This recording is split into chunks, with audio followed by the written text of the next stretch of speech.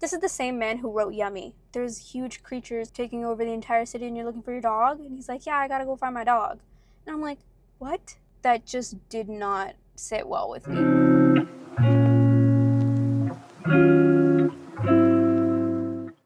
Hey, Coffee Beams!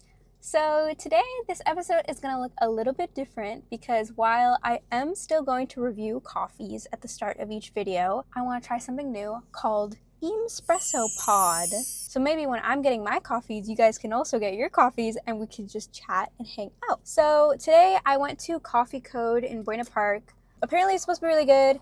I've been seeing nothing but good reviews everywhere, and so I got something super basic. I just got an iced latte with cinnamon and vanilla. At first glance, I see no cinnamon, so maybe it's like a syrup, like a cinnamon syrup or something. I don't know. And the color, I don't know about the color either, guys. Honestly, I don't know. I even asked him, I was like, hey, can you give me a bit more oat milk? And he was like, I can give you a bit more oat milk. And then he gave me like 3 drops of oat milk. Like, bro, I know I said a little bit, but like, can I have any? Anyway, it's okay. I don't love it. Honestly, I don't love it. It's kind of like bitter and not in a good way, because I like coffee that's bitter, but it's like sour. I don't know what these coffee shops are about. Like, I swear to God, every single time I go to these like higher end coffee shops, the coffee is sour. Like, why? And if it's a cinnamon vanilla latte, like, it should be sweeter. I give this like a, let me take one more sip. I give this like a 4 out of 10. Honestly, not Eemspresso approved.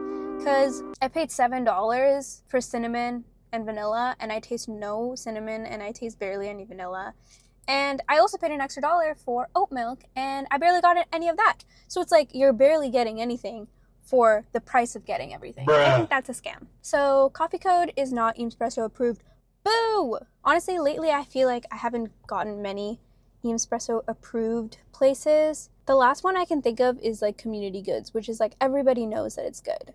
And it's good. Like, it lives up to its hype. I watched like 4 movies this week, and I kind of want to talk about them a little bit because they were interesting. I don't know why, but I just feel like there has been a rise in bad movies lately. I don't know. I don't think I'm super critical when it comes to movies. I just want a good story, because if I don't have a good story, I don't have a good anything. You can show me the most beautiful visuals of all time and I will compliment them, but they won't forgive a bad story, you know? And The Materialists is something I watched recently, who I feel like kind of fits that description. And I think this is an ongoing thing with A24 movies, where the visuals are so beautiful. They do like a cool editing style that's very like specific to A24, but the stories are just not there.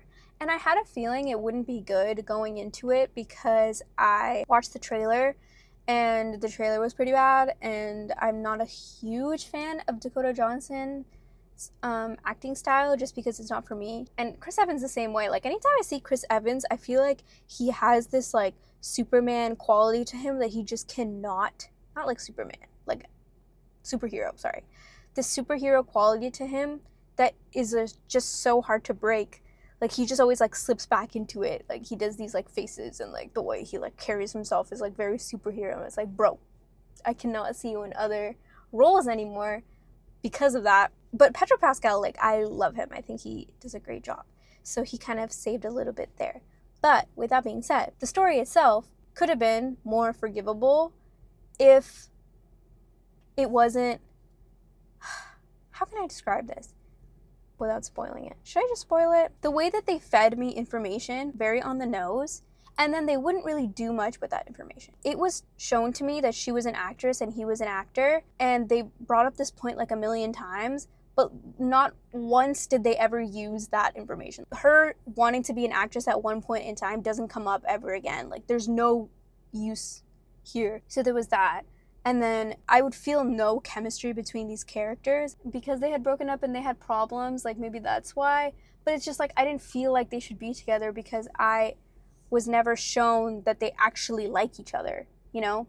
In fact, they kept drilling it into me that they don't like each other over and over. They were like, oh, I'm bad for you. Like, I don't want to be with you, and like this, and you're poor, and this, like all this crap. And I'm like, why should I root for this couple? I don't like either of them, frankly. I understood why she didn't... Okay, I guess this is a spoiler. I understood why she didn't end up with Pedro Pascal in the end. They did a good job of explaining that. Like, she never really went to him for anything, ever. Like, anytime she had a problem, she would just go to the other guy. So, like, I get it. Maybe she didn't feel like she was capable enough for him. And then the other guy doesn't feel like he's capable enough for her. So, it's just this loop. But you gotta build more chemistry between these characters to make me root for them. So, that's why I didn't like it. And I don't know.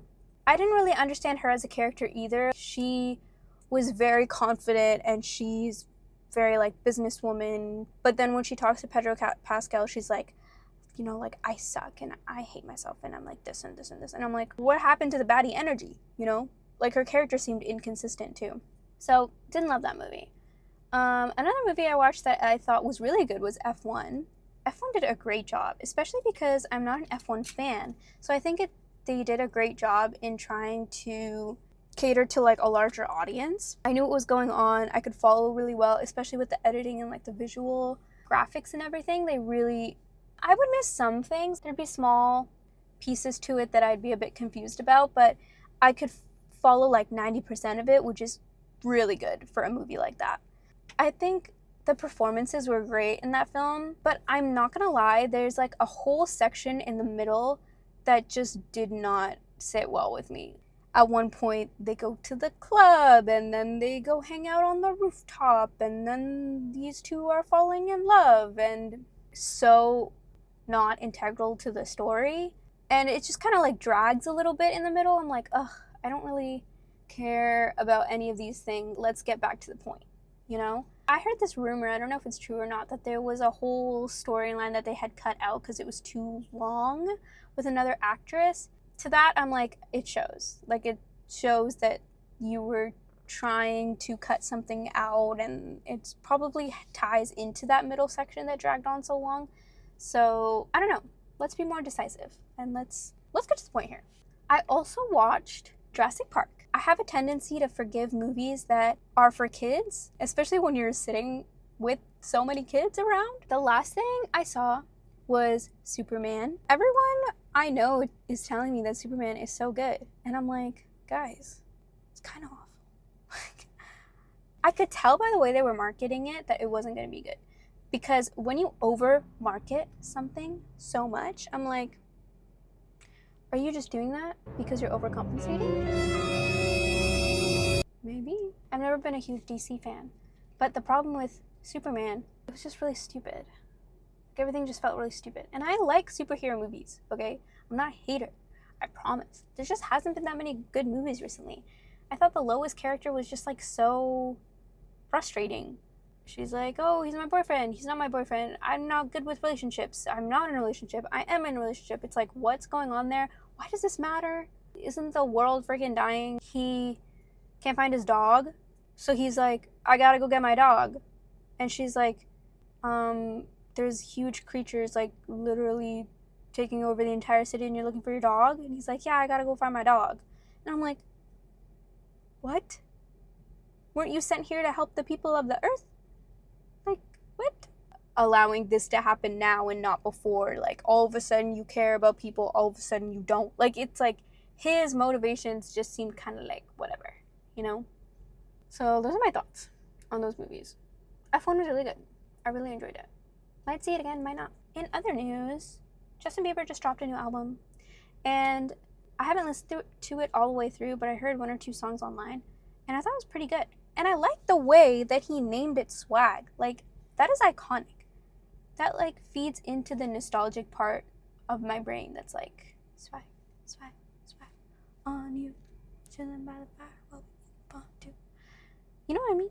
A lot of people were hating on it online, but I was like, this is his branding. Like, what else would he name it? I thought it was great. Also, the photo shoot was great. Everything was great. I also liked the fact that he just dropped it out of nowhere. I think that's awesome because it just like shows his true power as a OG of the industry. OG. I don't know, but you know what I mean. Where he can just come in, no marketing, no nothing, drop an album, everyone's talking about it, everyone cares, like all this stuff. So iconic. And people that are crapping on his lyrics, oh my god. This is insane. people are like, oh, like, I can't believe he wrote, what's the lyric? Phone case, gloss on it, like, that's a crappy lyric, he couldn't have written anything better. I'm like, this is the same man who wrote Yummy. This is the same man who wrote What Do You Mean?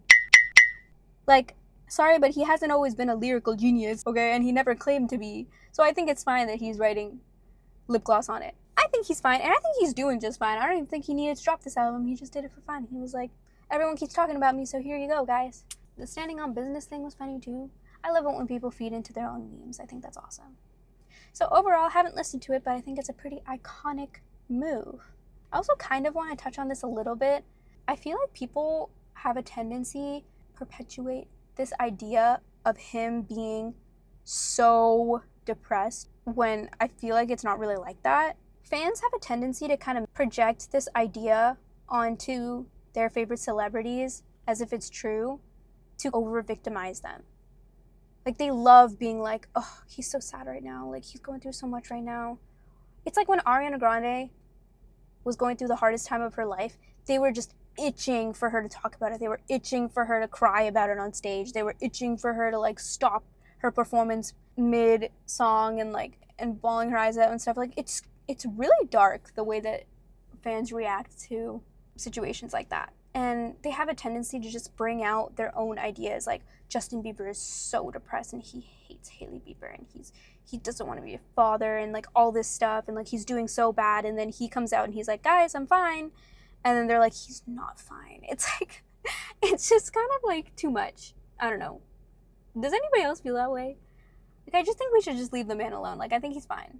I think he's a lot of money and he's living his best life, and he's tried to say that like a billion times, and we're all like, oh my god, the titty stuff just came out. He's probably so depressed right now. And then his team comes out like, hey, we are not victims of this situation. Like, please shed light on people who actually went through stuff. You know what I mean? And it just needs to stop. Like, we all need to like calm down. And I know that's probably more of like the children of, but maybe not. Honestly, a lot of it I see from people who are like 20s. Like, let's get employed, you know? Anyway, those are my thoughts on that. And I'm going to end the episode there because I feel like I chatted a lot and I want to keep it short and sweet for my first episode and see what you guys think. And let me know if you guys want more content like this. I didn't even take a sip of my coffee. I said we're going to drink coffee together. I didn't even take a sip. I was yapping too much. What the heck? What the helly? Let me know if you like Eemspresso Pod. And I will see you on the next episode if that comes to be. Thanks for watching.